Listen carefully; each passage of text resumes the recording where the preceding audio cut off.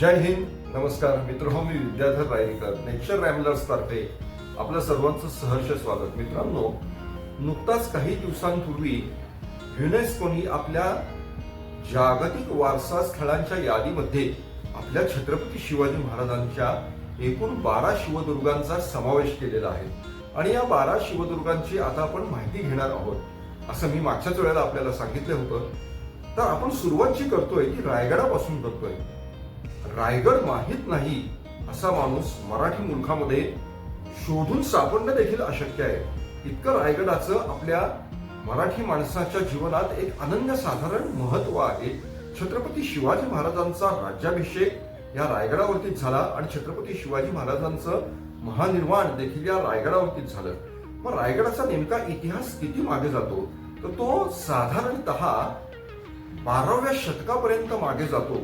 जे 12व्या शतकामध्ये रायगड हा एका मराठा पाळेगाराच्या ताब्यात असल्याची नोंद सापडते. अर्थातच त्यावेळेला रायगडचं रायगड हे नाव प्रचलित नव्हतं, तर त्याला रायगिरी किंवा रायरी या नावाने ओळखलं जायचं.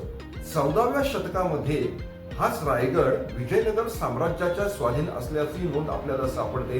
पुढच्या काळामध्ये बहमनी सुलतानांच्या सत्तेखाली रायगड होता. म्हणजे 1436 ते 1479 या कालखंडामध्ये बहमनी सुलतानांच्या ताब्यात रायगड असल्याची पक्की नोंद मिळते.